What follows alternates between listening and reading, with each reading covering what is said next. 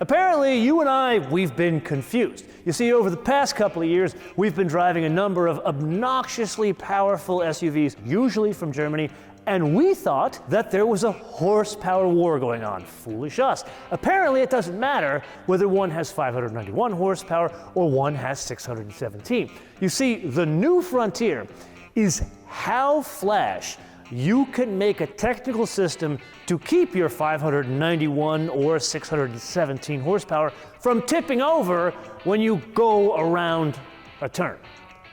And that is what we're going to focus on today. Oh, by way of a BMW X6M competition.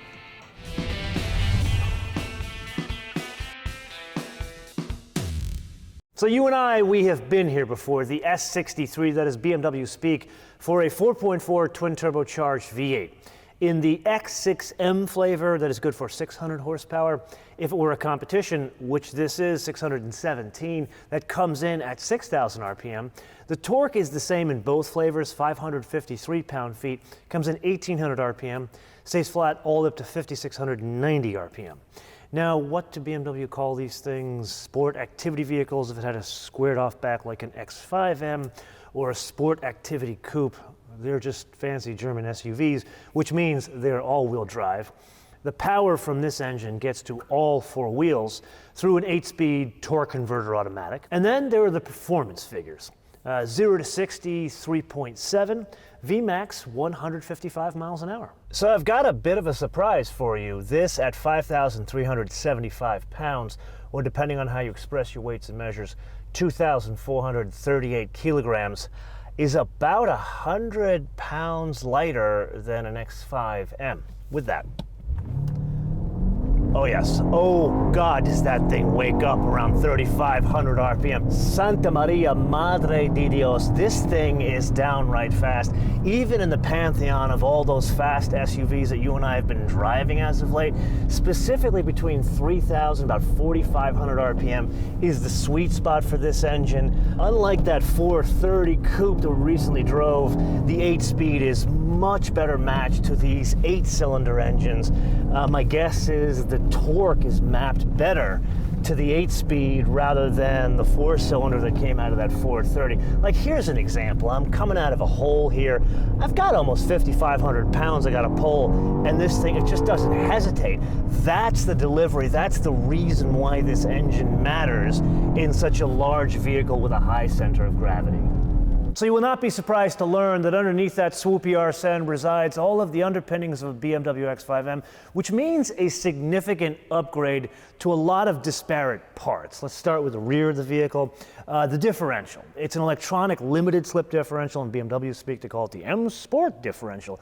And really what they try to do there is shift the torque from side to side much faster than a traditional mechanical differential. Then they changed the tune of the adaptive air ride. It's an M Sport tune, they call it, and here it's tuned to a vehicle, as we know, is almost 5,500 pounds.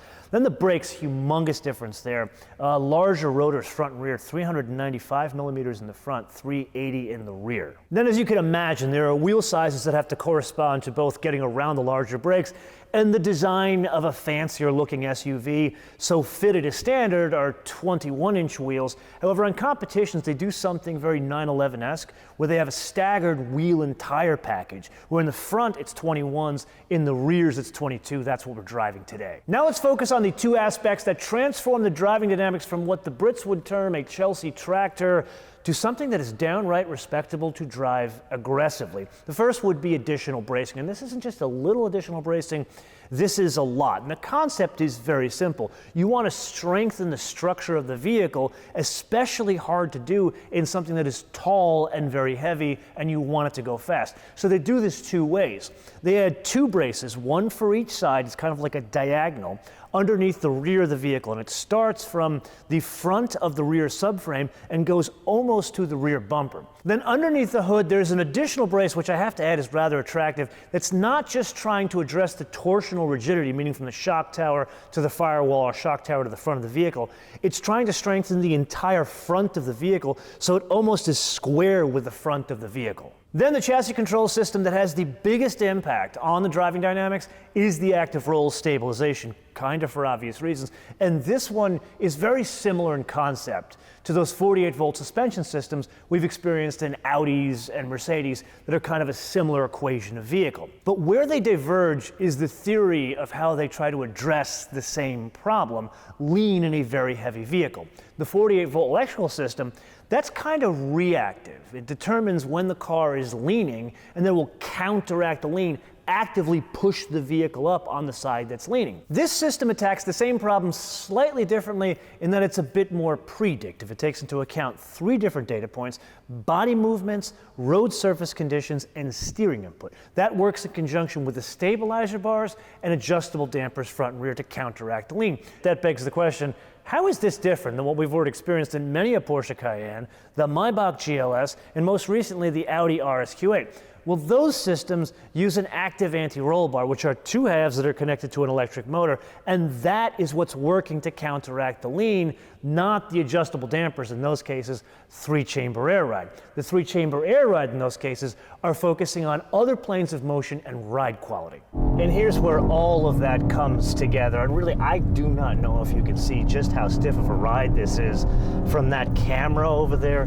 You can kind of look at how I bounce as we go down the road here, because really that's a combination of all of those stiffer mountings for the engine, the suspension, and really the difference between this and say a Cayenne and an RSQ8. Those are a bit more agile going through a road like this. And here's an example, going through these turns here, notice you don't really see a pitch. I can push this thing incredibly hard. There are significantly higher limits in an X6M and an X5M, but it has a different characteristic, a different way it drives than Cayennes and RSQ8s, in that it's virtually flat cornering to a limit, then it hits that limit and it's like, I don't want to go any further. Where the active anti-roll bar system, really the 48-volt system we talked about earlier, that it's a bit more flexible for roads like this. Now, why do I say that? Well, you get behind the wheel of those 2 cars and you can kind of feel the car almost leaning into the turn. Where this, it's predictive like those systems, but what's happening, you feel it getting stiff on one side, but not actively moving the body as much, not actively leaning into a turn like a motorcycle would. That RSQ8, man, that was kind of otherworldly in that area. This, it's not bad, it's just different. But then there's an interesting trade-off here, the placement of the engine in this over, say, an Audi. As we've learned in many Audi episodes, it's hanging out in front of the front axle, where this, I wouldn't call it like a front mid-engine like Aston Martin. It's sitting where it should be, over the front axle, and it's there that this package makes up for some of the compromises in the agility by having the weight in a more practical, usual place. What happens here is I get more aggressive into a turn like this, I can be more predictable about where I put the weight, even though I'm dealing with, what, 2,000 pounds more than most usual sports cars, yet I can go through these turns almost as fast. Yes, it is indeed that time again to play your favorite game on the Options Game with today's contestant, a very purple BMW again. This time the 2021 BMW X6M for a base price of $108,600. To that we add Amatrin Metallic. You and I last experienced this on the stunning BMW Alpina XB7. However, Amatrin means it's purple. It is not attractive. It's different. It's better than the white 430i coupe we had. I can't say it's ugly, but that green we had on that M5 competition, Santa Maria Madre de Dios, you need it here with the saddle leather interior. Speaking of the paint, $1,950 to make your X6M look like Barney the Purple Dinosaur. The interior at least does not cost extra. It is full leather, but this one is called Silverstone. Cool touch with that. Then we press on to the driver's assistance package. Think of it as level 2 autonomy. No, this is not a self-driving car, $1,700. Then the executive package. This adds some neat stuff. The ventilated seats in the front, the heated seats in the front and the rear, the soft closed doors, the sunshades on the rear doors, and then very important, the adaptive LED headlights. No, these are not the always on high beams like in Europe. One last thing, massage seats in the front, $3,600. Then the competition package. This is very important because it gives that extra 17 horsepower, changes the wheels from 21s all the way around to 21 in the front, 22 in the rear. Sport exhaust, which sounds magnificent. The shadow line trim around the daylight opening, the upgrade to the merino leather, stunning in this vehicle, especially that it's two-tone, and of course, the most important part, the seat belts with the M tri-colored logo, $9,000. Then arguably the second most important option in this car, the Bowers and Wilkins stereo. It's kind of a push here. One could keep the Harman Kardon that comes fitted standard, which is pretty good, but if you're already dropping 110 large on an X6M, you might as well go for an extra 3,400. Then the M driver's package. This one I kind of sandbagged you on. This is an additional $2,500, so you can raise the VMAX from 155 to 177. Then last but certainly not least would be the destination and handling from the exotic port of call of Spartanburg, South Carolina. May I suggest that you go to the Beacon Drive-In when you are there? Fantastic onion rings, and I am not an onion ring kind of a guy. So this way you could pick up the car, go to the track day, and then go see my buddy at the Beacon. Then that brings us to the full retail price of this vehicle, which wouldn't include your meal at the Beacon, $131,745. So let's you and I try out this track mode, and a couple of things pop up. First would be the all-wheel drive system. This is not like an M5 where you can lop off the torque to the front wheels. This is just sending more torque to the back wheels. Can I honestly tell you there's a huge difference? That's what we have to discuss, the steering. Here, incredibly good feedback. It's good weight, actually. It's better than most of these high-performance SUVs you and I have tried. And it's on stretches of road like this, where you can tell the difference in how you have to work with this steering, say from that M5 Competition we drove. That car was almost telepathic on this exact same road.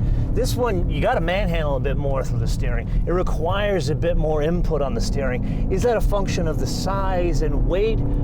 Probably not. It's more a function of the fact that the front wheels are trying to do two things at once. The overall effect is one can push this thing much faster than other vehicles like it. Probably shouldn't be telling you this, and it overall raises the limits of the vehicle a little higher. That said, back to the new frontier of active roll stabilization wars, at least amongst German car manufacturers.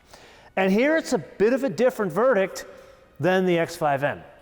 You see, in between driving this one and that one, we drove the RSQ8. And that changed my approach to how one can drive that kind of vehicle aggressively on canyon roads or mountain roads. It is otherworldly. It is almost as good as a Porsche Cayenne Turbo, and that's kind of the benchmark. That's the one everybody's going after. But let's be honest, the Porsche Cayenne Turbo is 160 large base. That RSQ8 with a lot of options was 140 large. This one, I'd have a hard time saying no to the Audi for this. Where this kind of edges out the Audi is it's stiffer. The construction of this vehicle, you can feel the structural rigidity of this vehicle because of the bracing, because of all the stiffer mounts. But I think I would trade that for the 48-volt suspension system, which brings us to the wish list. And I really do not think you're going to be surprised to hear this, but BMW already has a car with a 48-volt electrical system. It was that M440i that we drove. I'm suggesting that they bring that system to this, but not with the accessory drive. One with an integrated starter generator motor, very similar to the way Mercedes does it, and expand it out to the suspension system. This way, you could kind of do away with some of the bracing and still maintain some ride quality, but be able to get through the turns just as sharp as this thing can. And for the avoidance of doubt, this one is a bit sharper than the Audi. it takes more of a toll on your intestines. And this is the point of the episode where I turn this around to you guys, and you opine in the comments below or via our social media, MotoManTV all one word, MotoManTV all one word, Facebook, Twitter, and Instagram. So bringing this conversation full circle to the top of the episode, hopefully you are no longer confused about the competition. No, not the X6M competition, rather the competition amongst the German car manufacturers that make crazy, bonkers, fast SUVs. We're no longer going to argue about the horsepower. We will argue about how many volts the suspension system is. Until I see you in the next episode, bis später.